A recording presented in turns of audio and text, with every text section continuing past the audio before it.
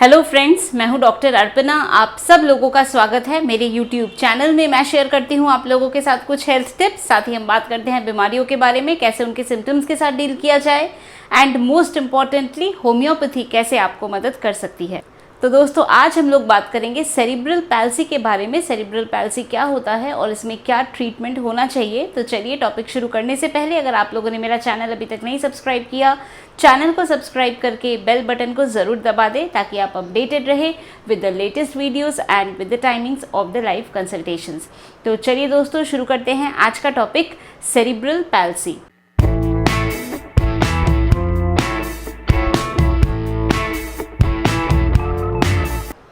Cerebral palsy ये एक neurological disorder है, a set of neurological disorder है जिसमें कि मूवमेंट इफ़ेक्ट होती है, यानी कि चलने फिरने की क्षमता इफ़ेक्ट होती है, और ये डिसेबिलिटी का एक कारण होता है चाइल्डहुड में या बच्चों में।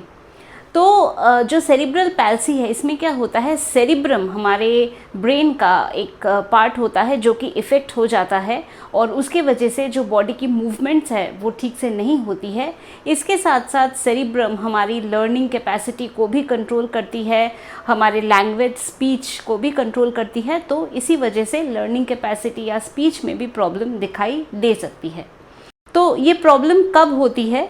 तो बेसिकली जब ब्रेन डेवलप हो रहा होता है, यानी कि जब बच्चा ग्रो होता है वुम्ब में, उस टाइम पे अगर ब्रेन के डेवलपमेंट में कोई दिक्कत आए, कोई समस्या आए या ऑक्सीजनेशन ठीक से नहीं हो तो ये प्रॉब्लम हो सकती है। तो इसका मतलब जो सेरिब्रल पैल्सी है ये जन्म से पहले से ही, बिफोर बर्थ से ये कंडीशन रह सकती है। बर्थ के दौरान, during the process of delivery ये प्रॉब्लम हो सकती है, या बच्चा पैदा होने के बाद अर्ली ईयर्स यानी कि शुरू के 2-3 साल या 5 साल तक भी ये समस्या हो सकती है। तो बर्थ के बाद क्या क्या कारण हो सकता है? अगर मेनिंजाइटिस हो रहा है तो ऐसी प्रॉब्लम हो सकती है, सर पे चोट लगी है, इंजरी हुई है, कोई पॉइजनिंग हुई है या ड्राउनिंग हो जाता है तो भी सेरिब्रल पैल्सी हो सकती है। तो अब हम जानते हैं कि सेरिब्रल पैल्सी के सिम्टम्स या लक्षण क्या क्या होंगे। तो सेरिब्रल पैल्सी, क्योंकि इसमें मसल्स आपके इफ़ेक्ट होते हैं तो मसल टोन इसमें इफ़ेक्ट होता है। तो जो मसल्स हैं, जो मांसपेशियां हैं, वो हो सकता है बहुत ज़्यादा टाइट हो जाए, ओवर डेवलप्ड, बहुत टाइट, स्पैस्टिक, या हो सकता है एकदम से लूज़ हो जाए, अंडर डेवलप्ड मसल्स या फ्लॉपी मसल्स या एकदम से लूज़ मसल्स, यानी एकदम बहुत टाइट मसल्स या एकदम से लूज़ मसल्स। तो ये प्रॉब्लम हो सकती है। इसके साथ साथ एटैक्सिया एक प्रॉब्लम है। एटैक्सिया का मतलब है कि बैलेंस नहीं रहना, सीधे खड़े नहीं हो पाना, पॉस्चर अपना नहीं मेंटेन कर पाना, ये एक प्रॉब्लम हो सकती है। नेक्स्ट सिम्टम हो सकता है एथिटोसिस या राइडिंग मूवमेंट। तो इसका मतलब क्या होता है? तो राइडिंग मूवमेंट का मतलब होता है स्लो कंटिन्यूअस रोलिंग मूवमेंट, और इसके वजह से एक सिमेट्री मेंटेन नहीं कर पाते हैं। तो इसमें क्या होता है कि राइडिंग मूवमेंट में, अगर किसी को राइडिंग मूवमेंट है और वो मान लीजिए कि कुछ टाइप करने की कोशिश कर रहा है, तो जो फिंगर की मसल्स है वो सिमेट्री में काम नहीं करेगी।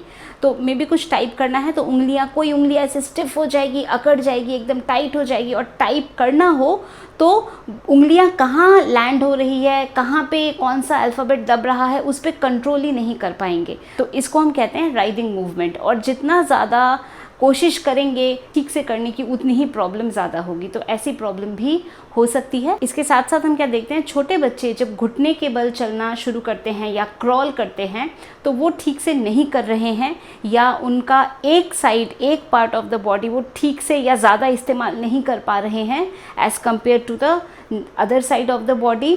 इसके साथ साथ जो माइलस्टोन है, यानी कि बच्चे किस टाइम पे चलना बोलना सीखते हैं, तो वो भी ठीक से नहीं हो रहा है। तो ऐसे सिम्टम भी हमें देखने को मिल सकते हैं। इसके साथ साथ कुछ और हम एडिशनल सिम्टम्स भी देख सकते हैं जो हमें सेरिब्रल पैल्सी में मिलता है। तो वो क्या क्या है? हो सकता है कि जो बॉवल मूवमेंट है, जो मोशंस है या जो यूरिन है वो ठीक से नहीं हो रहा है, बॉवल मूवमेंट में प्रॉब्लम हो रही है। ये हो सकता है ड्रूलिंग, यानी कि मुंह में से थूक निकलना, हो सकता है ड्रूलिंग की प्रॉब्लम हो, यानी मुंह में से थूक निकलना, ऐसी प्रॉब्लम हो सकती है। इसके साथ साथ हियरिंग प्रॉब्लम या देखने में प्रॉब्लम, सुनने में प्रॉब्लम, दिखाई देने में प्रॉब्लम, तो ऐसी भी कुछ सिम्टम्स हो सकती है जो हमें सेरिब्रल पैल्सी में देखने को मिलता है। ये जो सेरिब्रल पैल्सी है ये मुख्य रूप से 4 तरह के या 4 कैटेगरी के होंगे। तो वो क्या क्या होंगे? सबसे पहला होगा स्पैस्टिक पैरालिसिस। स्पैस्टिक मतलब बहुत ज़्यादा टाइटनेस। तो हो सकता है हेमीप्लीजिया यानी कि कोई भी एक लिम्ब इफेक्ट हो रहा हो, डायाप्लीजिया यानी कमर के नीचे जो पैर हैं वो इफ़ेक्ट हो रहा हो, ठीक से काम नहीं कर रहा है, ये प्रॉब्लम हो सकती है। या क्वाड्रिप्लेजिया यानी कि चारों लिम्स यानी कि दोनों हाथ दोनों पैर ही इफ़ेक्ट हो। तो ये हो सकता है स्पैस्टिक पैरालिसिस में हमें ऐसा सिम्टम देखने को मिलता है। दूसरा होता है एथिटॉइड या एथिटोसिस। तो इसमें क्या होता है कि राइटिंग मूवमेंट में, अगर किसी को राइटिंग मूवमेंट है, मुंह में से थूक निकल रहा है, ड्रूलिंग हो रही है, मसल्स को सिमेट्रिकली यूज़ नहीं कर पाना, तो ये प्रॉब्लम हो सकती है। नेक्स्ट हो सकता है एटैक्सिया। एटैक्सिया का मतलब है कि पोस्चर बैलेंस नहीं रहना, सीधा नहीं खड़े हो पाना, शू लेसेस ठीक से नहीं बांध पाना, जब चलेंगे तो पैर ठीक से नहीं रख पाना, तो ये भी प्रॉब्लम हो सकती है। और जो लास्ट हमारा वैरायटी है वो हो सकता है हाइपोटोनिया। हाइपोटोनिया का मतलब है कि जो मसल्स एकदम से लूज़ है, मसल्स में कोई स्ट्रेंथ ही नहीं है, तो सर ऐसे गिरा हुआ होगा या हाथ पैर ऐसे लूजली पड़ा हुआ होगा क्योंकि कोई टोन नहीं है, कोई स्ट्रेंथ नहीं है। तो ये भी एक प्रेजेंटेशन हो सकता है। अब हम बात करेंगे कि अगर सेरिब्रल पैल्सी है तो इसमें हम क्या कर सकते हैं। तो सेरिब्रल पैल्सी क्योंकि एक ये न्यूरोलॉजिकल डिसऑर्डर है और इसमें हमें कोशिश करना है कि जो क्वालिटी ऑफ लाइफ है उसको हम इम्प्रूव कर सके। चलने में प्रॉब्लम है, ठीक से चल नहीं पाते हैं, तो इस केस में जो ऑक्यूपेशनल थेरेपी है वो मदद कर सकती है, फिजियोथेरेपी मदद कर सकती है। होम्योपैथी से हम क्या कर सकते हैं, जो सिम्टोमेटिक रिलीफ है वो हम दे सकते हैं, जैसे कि बहुत ज़्यादा स्टिफनेस हो गई है, दर्द हो रहा है, जॉइंट पेन है, मसल पेन है, डाइजेस्टिव ट्रबल है, तो इसमें हम दवाइयों से मदद कर सकते हैं।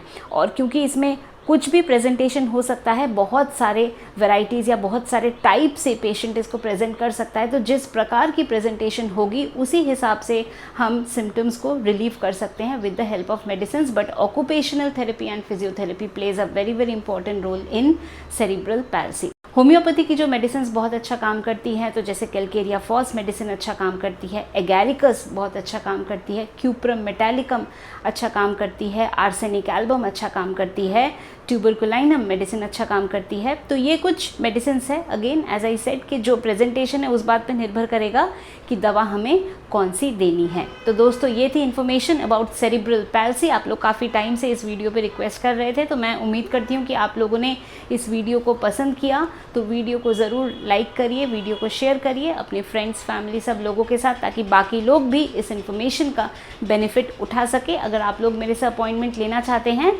तो मेरे ऑफिस का व्हाट्सएप नंबर दिया हुआ है, इस नंबर पे आप लोग व्हाट्सएप के थ्रू मैसेज भेज सकते हैं, अपॉइंटमेंट की सारी डिटेल्स आपको मिल जाएगी। अगर आप लोग डायरेक्टली फ़ोन पे मेरे से बात करना चाहते हैं तो कॉल मी 4 ऐप का इस्तेमाल करके डायरेक्टली फ़ोन में मेरे से बात कर सकते हैं। अगर आप लोगों ने चैनल को नहीं सब्सक्राइब किया तो जल्दी जल्दी चैनल को सब्सक्राइब करके बेल बटन को ज़रूर दबा दें, ताकि आप हमेशा अपडेटेड रहे with all the latest information, with all the videos that I publish.